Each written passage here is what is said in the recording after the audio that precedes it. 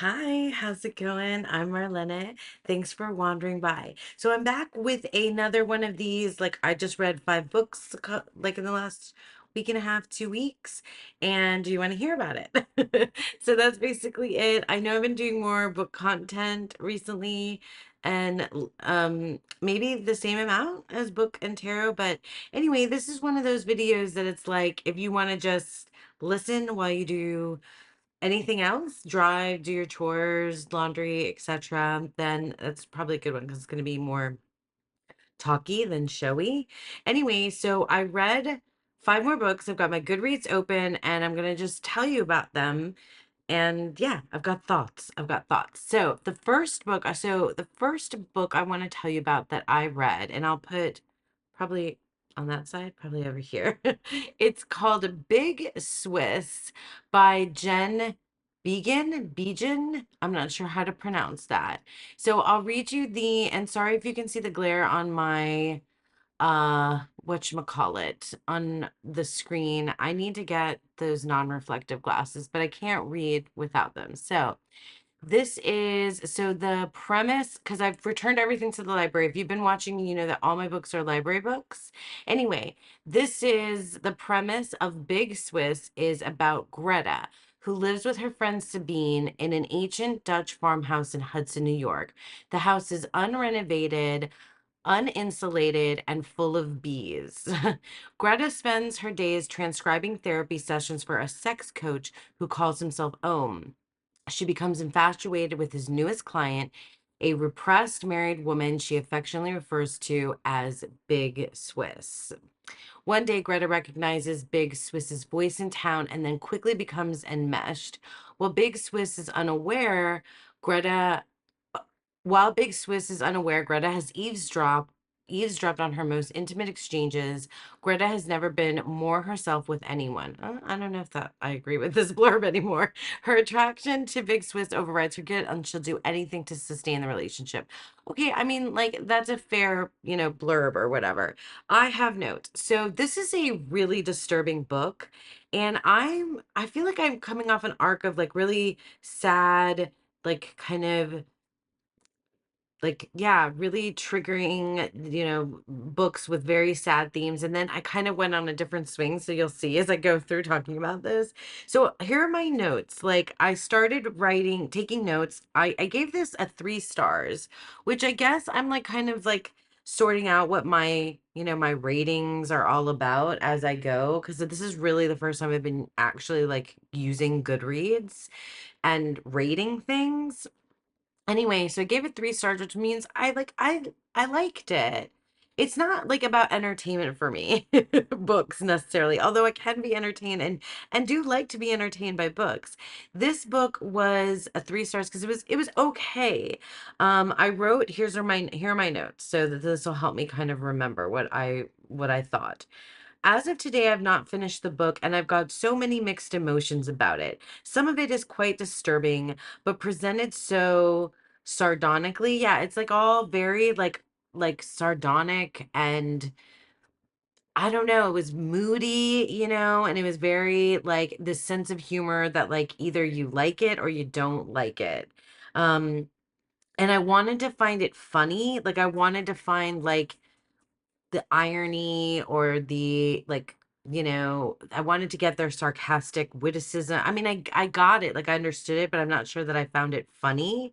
um I'm struggling especially with the anecdotes about, okay, so trigger warning for like a lot of these books that I've read. There's a lot of death and there's a lot of like suicide themes in several of these books, and this is one of them.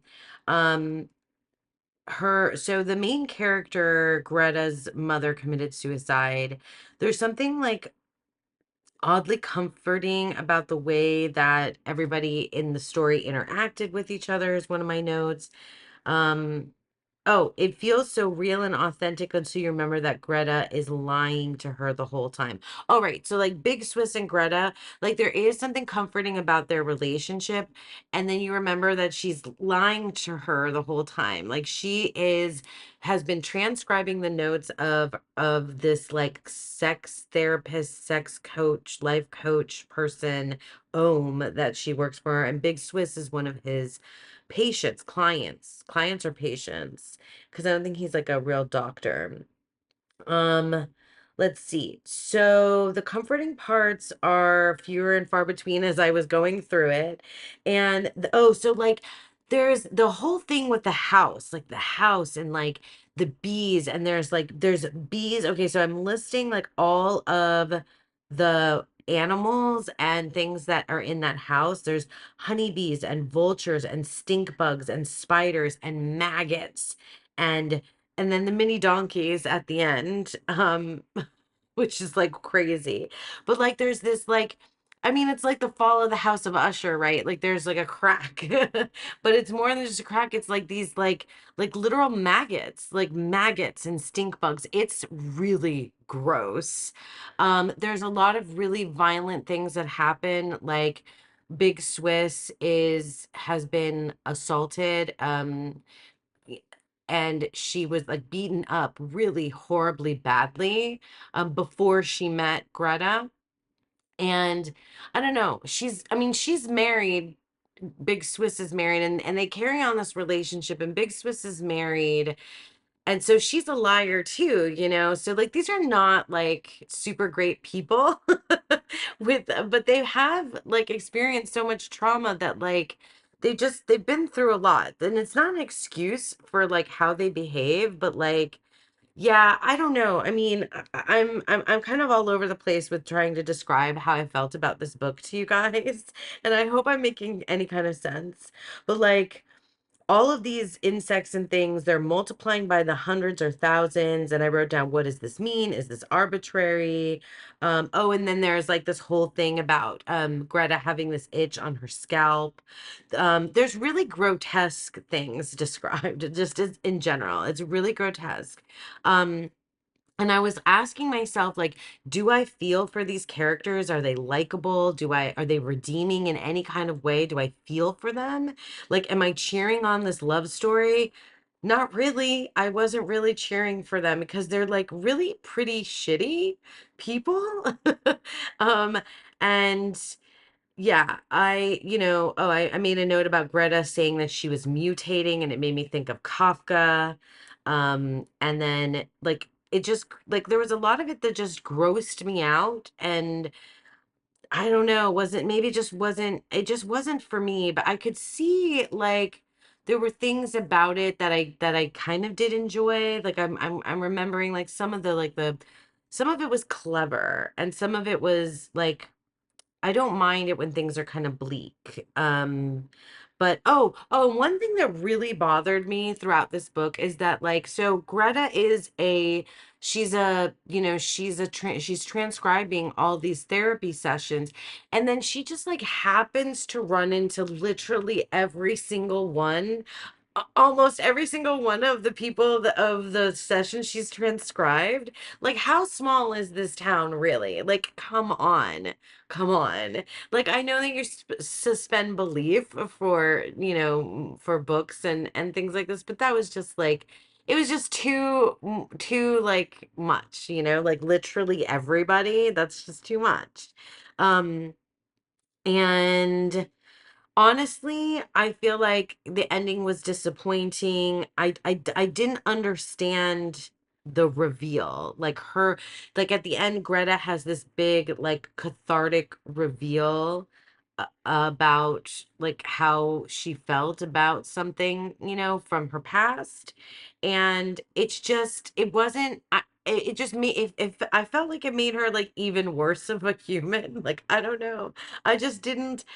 Like, and I have liked books that have characters that I don't like, and I can still like get a lot and meaning from the book. But this one, I don't know. Like, I guess I would I would recommend it to you if you're like interested in something like really weird. And I mean, I guess the sex scenes are kind of titillating, and just the fact that all of the stuff that's going on is pretty taboo and weird and out there. So if like you're curious, that's that's kind of why I read it, because I was kind of curious to see what, would be in there. And it seemed like an interesting, different kind of plot that I hadn't kind of come in across before. Okay. So yes, that was Big Swiss by Jen Biagin. I don't know if I'm saying anybody's names right ever. And 3 stars. So yeah, let me move on to the next one. Okay, so the next book that I read is called Monstrilio by Samano Cordova. And I gave this 2 stars. But I might end up talking about this book more than the ones that I liked.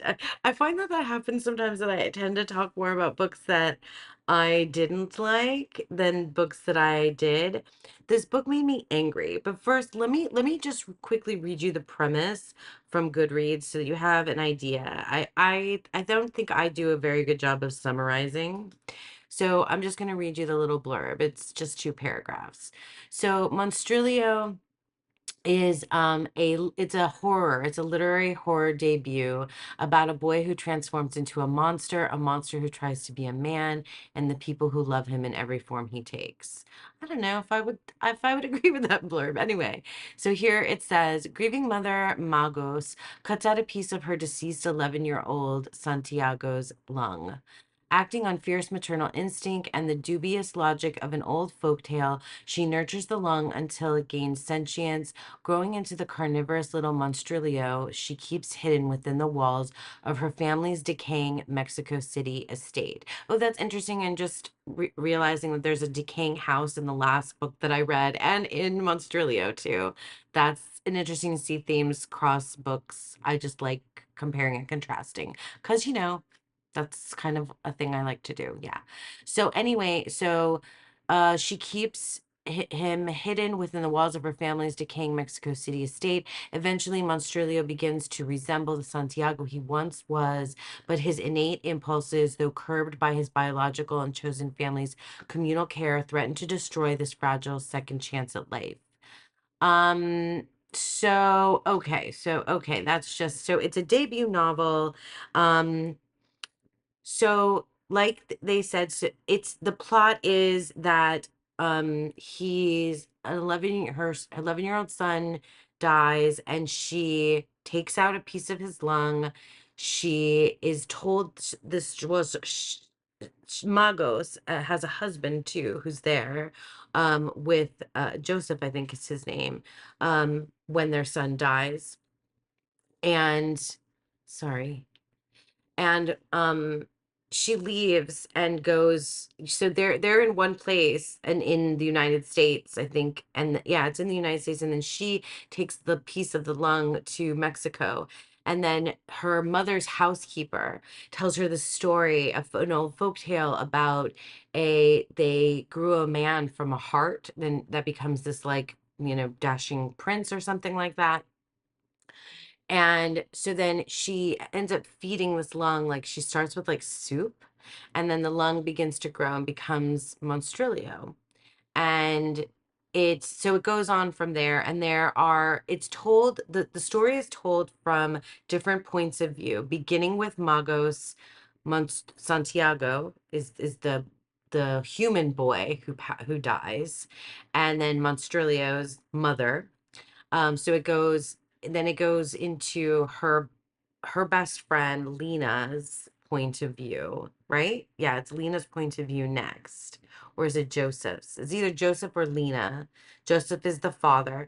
Lena is Magos's best friend who's in love with her.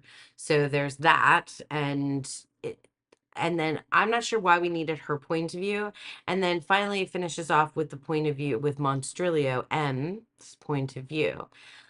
So I mean, like, I know it's well written. I know it's a well written novel, and there's a lot that I feel like I could like dissect, no pun intended. Um, but this book made me angry. It made me really angry, and I was especially angry at the mother. I feel like that she chose to do this magic. Um, And then she didn't seem to care about anyone else's feelings. Like, I can't imagine her grief and loss. Like, I can't. But she wouldn't share that with anyone, even the child's father. And it doesn't seem like it, and it doesn't, like, I feel like she was a selfish person before her son passed away. Like, I don't, because of the way that she behaves towards this best friend of hers that is obviously and has obviously been in love with her forever. I feel like she's mistreats that friend and isn't a very good friend. Um, and I think this is some like a character thing, not just because of the loss of her child, you know? Like, I feel like I'm not judging that necessarily, but like, and I didn't understand getting the point of view chapter from Lena. Like, I guess it was a plot device to keep the plot going.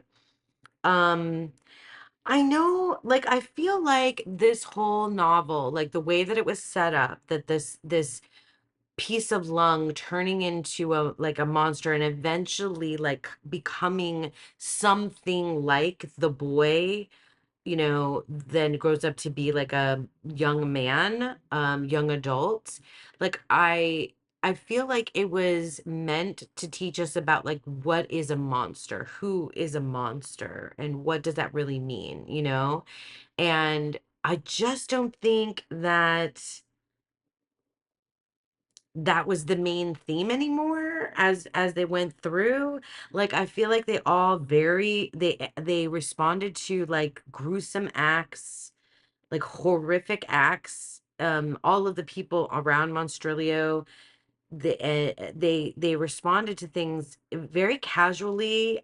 I mean, I didn't like, it wasn't, I don't know, it was very strange until like the climax at the end of the novel. um I mean, was it about that? What, I mean, it could have been about like who really is a monster, what makes you a monster.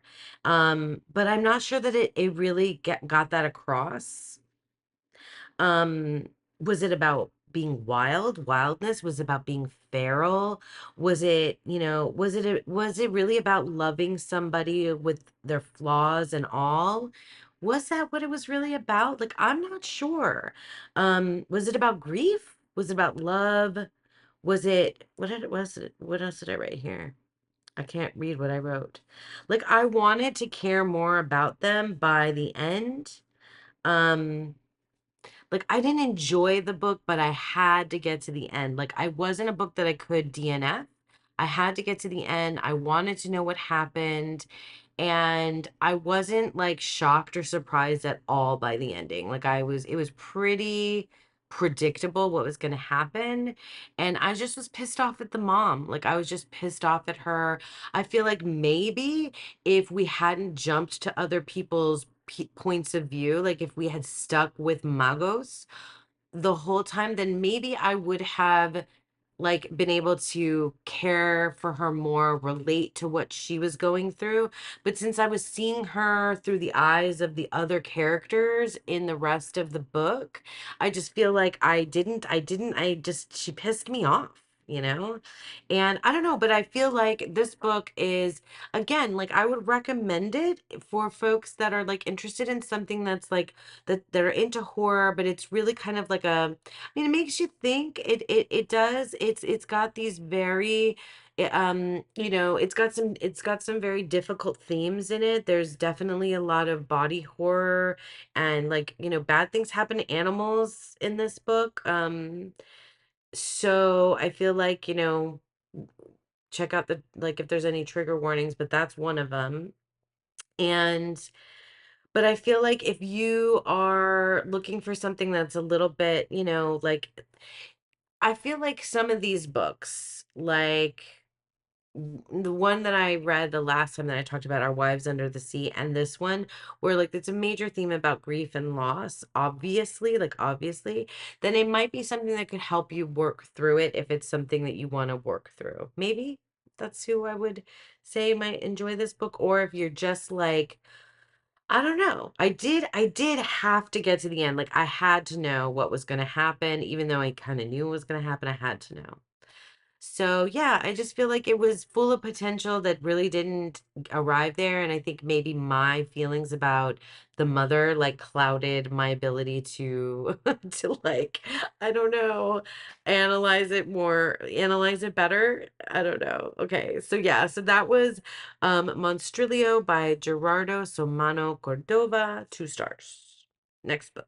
Okay, so then I read, I know I'm late to the party with so many of these books, but I read The Midnight Library by Matt Haig. So for those of you, this is a much beloved book, but for those of you who may not know the plot of The Midnight Library, is this young adult? I don't know. Maybe, I mean, it seems a little bit I guess the themes are maybe not young adults. So under genres, it's fiction, fantasy, magical realism, science fiction. Okay. So it falls under different genres. I would say like science fiction, fantasy, magical realism for sure. So The Midnight Library by Matt Haig. I gave it, what did I give it? I gave it 3 stars or 4 stars. I gave it 3 stars. So that means it was just okay to me. But let me read you the blurb unless just in case you don't know what the Midnight Library is about. So when Nora Seed, oh sorry, between life and death, there is a library. When Nora Seed finds herself in the Midnight Library, she has a chance to make things right. Up until now, her life has been full of misery and regret. She feels she has let everyone down, including herself. But things are about to change. The books in the Midnight Library enable not Laura, Nora, enable Nora to live as if she had done things differently. With the help of an old friend, she can now undo every one of her regrets as she tries to work out her perfect life. But things aren't always what she imagined they'd be, and soon her choices place the library and herself in extreme danger. Before time runs out, she must answer the ultimate question: what is the best way to live? Okay, so I have thoughts. Maybe you guys, I was looking to going from these like really heavy books like about a child's death in Monster. Okay. So I went from these books, like I was looking for something, less dark and less sad and less, than the books that I had read, about a child's death and about this, very traumatic 2 women in Big Swiss and or 2 women who had dealt with lots of trauma, I meant to say. So like it's like I wanted this book and the way that I read the blurb, which I think I read like a longer blurb, and what I read about this book and heard about it is I wanted this book to like be really like to get me to like be heartwarming and to like um renew, like your sense of like what's like the good in people and be life affirming and stuff, and like it just kinda didn't, and maybe, like, I'm too cynical. I mean, I know this is a much beloved book, so, like, is this a hot take? Am I, like, I don't know, unpopular opinion? It was okay, like, it was okay. Let me read to you what I wrote. So, this is a much beloved book, but I was not bowled over.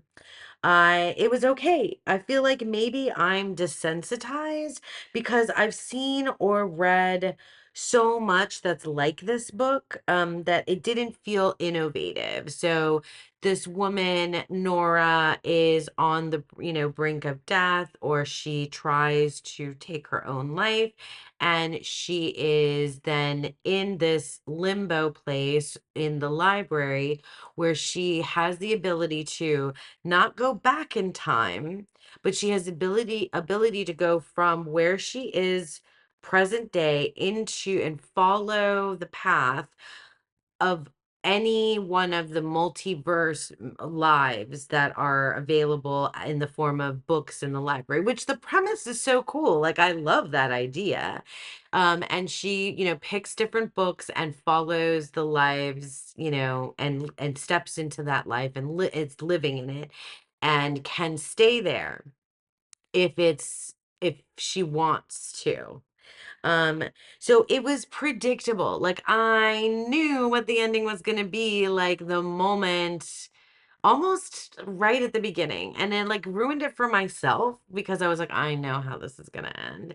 And it's not like a spoiler could even like something like that could ruin necessarily the book for me if I do like fall in love with the characters and enjoy it.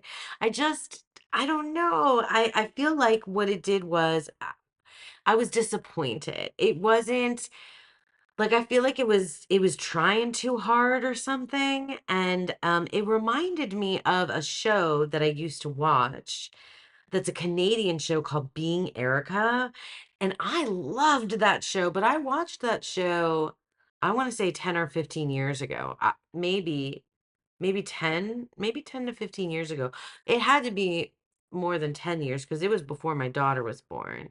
And that show is about a woman in her 30s. I think that's what Nora is too, a woman in her 30s who is like she's has a near death experience, and then she's able to, through therapy, which ends up being this time travel thing where she can go back in time and go to these like pivotal moments in her life and like change it, like choose this guy instead of this guy or not do this thing. So she's like able to like go through her list of regrets. And this, the Midnight Library is similar but not the same because Nora gets to live that future, like that trajectory, whereas Erica goes back in time and sees what would happen if yada yada, if she did A instead of B or whatever, or B instead of A. So like I really loved that show. I just maybe I don't know, maybe this premise was just too familiar and I don't know. I like I said, I love the library, but I think they mixed metaphors here in the Midnight Library that I just didn't like. It was life is a chess game or life is a, library. Like which one is it? Is it both? Like I don't know. It seemed, you know what it was? I feel like it was a little bit hokey. It was a little bit cheesy. It was just like not I don't know, just a bit like cliche, unfortunately. Maybe I would think that about Being Erica if I watched it again, but like, I mean, maybe I'm a jerk. I don't know. Maybe I'm a jerk. Maybe I'm too cynical. But I feel a lot less cynical when I'm going to talk to you about the last book. So just stay tuned for that. But yeah, I really wanted to love this book and I didn't love it. So 3 stars. It was okay, but it's much beloved. Like there might be people who would like totally roast me for saying these things about this book. I know it is very much beloved. So yeah. So that was the Midnight Library that I've been hearing about forever, by Matt Haig. 3 stars. And then I read The Vanishing Half by Britt Bennett. 4 stars. I loved this book. I really like this book a lot. There were things I didn't like about it, but I really love this book a lot. And it's been around for a while. It's critically acclaimed. It's on that like puzzle. This is why I didn't know about it. I didn't. I guess I've been like, I don't know, not not paying attention to what's going on in the literary world, but it's been around for a while. But I saw it because I did the puzzle. I'll put a picture of the puzzle, um, and I added it to my TBR. So I've been going through a bunch of those books. Anyway, I'm going to read to you the description of it on Goodreads in case you've not heard of it. So this is like yeah, it's considered historical fiction, literary fiction. So good. So the Veens twin sisters will always be identical, but after growing up together in a small Southern Black community and running away at age 16, it's not just the shape of their daily lives that is different as adults, it's everything: their families, their communities, their racial identities. Many years later, one sister lives with her Black daughter in the same Southern town she once tried to escape. The other passes for white, and her white husband knows nothing of her past. Still, even separated by so many miles and just as many lies, the fates of the twins remain intertwined. What will happen for the next generation? generation when their own daughter's storylines intersect. So it weaves stories from the 1950s or 60s through to the 1990s. It's I just it took me a little bit to get into it though. Like I wasn't immediately sucked in. So here's what I wrote. And I was started making notes before I finished. So not yet finished, but it took me a bit to get into this book. Um, when we get to one of the twins' daughters, so the twins are named the twins are named Stella and Desiree. Desiree is the sister. They both run away from their hometown of Mallard in, I want to say it's in the late 60s. And they both run away at age 16. They go to New Orleans, and then from there one of the sisters passes over into being white. Like she passes as white into the white world, and the other sister does not. Um, and so they're effectively separated when they're in their early 20s, I want to say. And so Desiree is the one who does not, who goes back home to Mallard, and Stella is the one who then lives her life as a white woman from then on. And Desiree has a daughter named Jude. So until we get to, I guess it took me a hot minute because it really was until we got into the point of view, and it's told. So this is another one of the books that's told from different characters' perspectives, so multiple POVs. And I struggle with books like that because I never like I want more of the people that I like the best, and then I always feel like I'm like way too just split between people, so I can't, like, I don't know. So Jude is my favorite character, and that's Desiree's daughter. And when we finally get into the perspective from Jude, that's when I was like, I'm so totally into this novel. I love Jude. I love her boyfriend. What's his name? I can't think of his name now. Reese. Yeah, her boyfriend's name is Reese. I love their love story. I love that whole part of the novel. Um, I It was harder for me to read the sections that were from the point of view of the twins. I don't feel like we got enough time in Desiree's mind. um, I really feel like the person that I loved the most, and the most lovable and likable person I think in the entire novel is has to be Jude. I mean, like, fight me on it, I guess. But like, Stella is not really, like, doesn't turn out to be a really great person. I mean, I don't know. And her daughter too. Like, her daughter is Kennedy.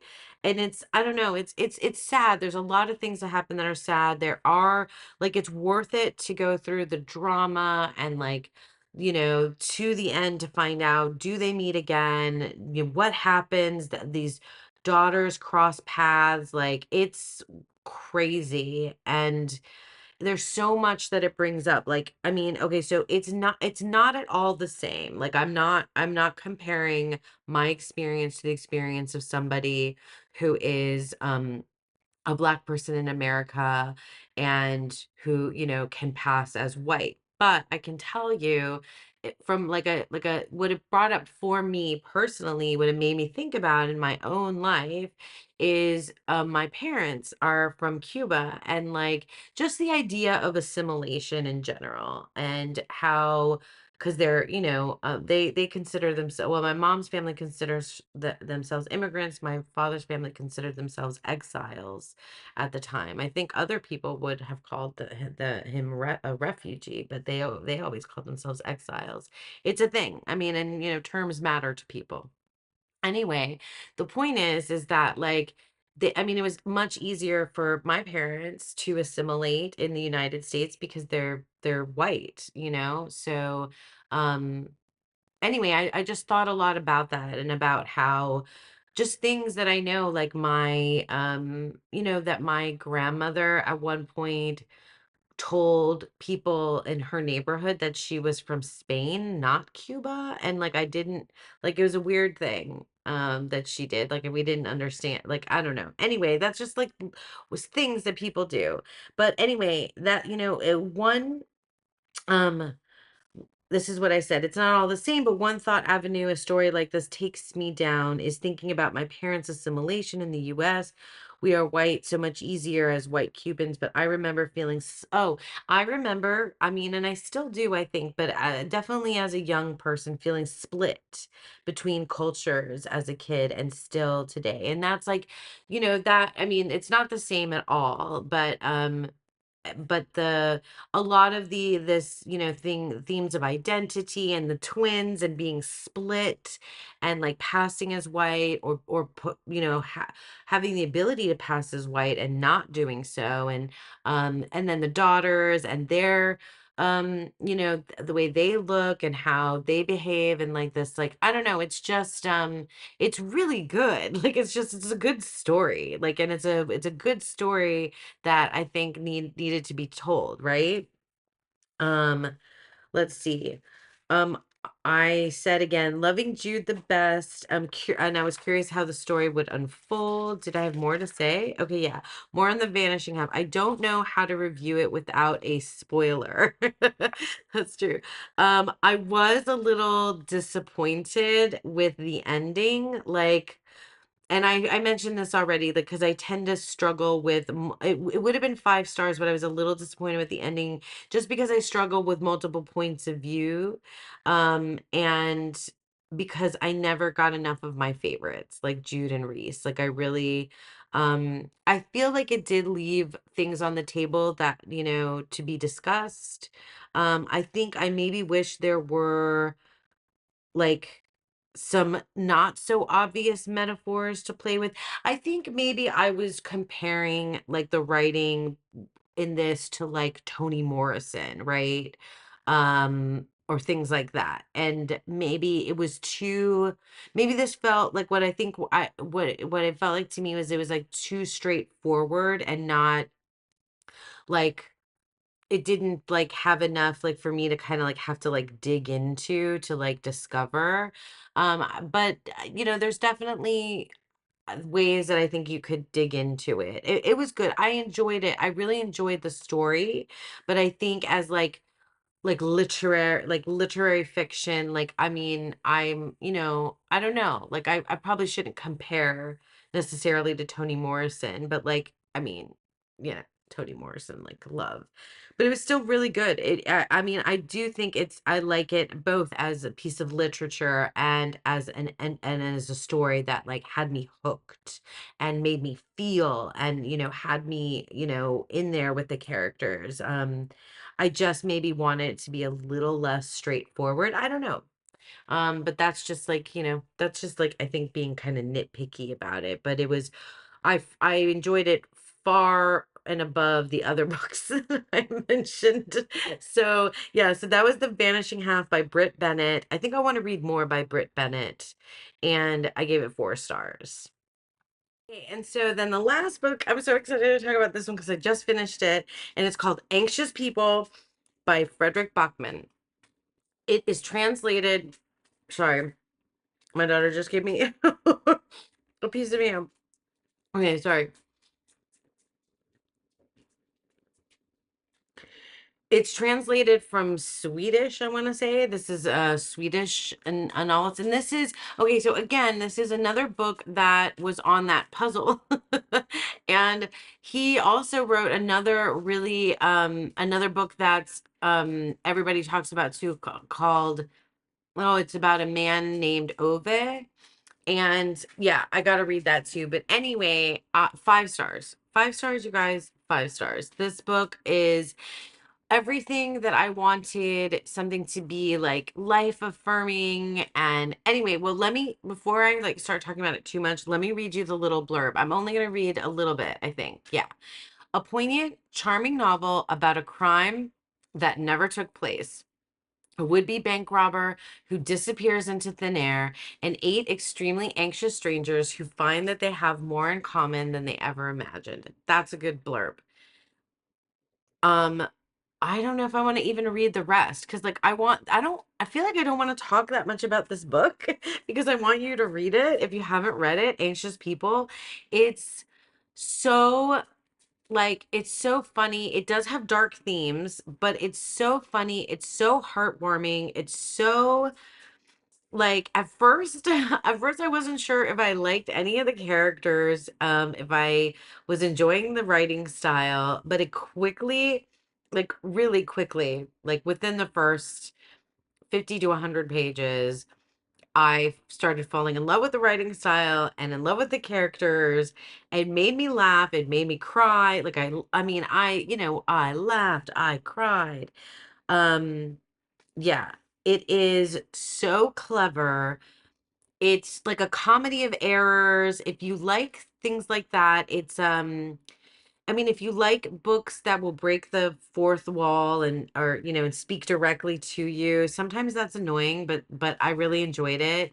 It has like I don't even want to tell you too much about it. It has several different characters, um who essentially it's it's a story about a bank robbery, it's a story about a bridge, it's a story about, it's a love story, it's a it's a story about family, it's a story about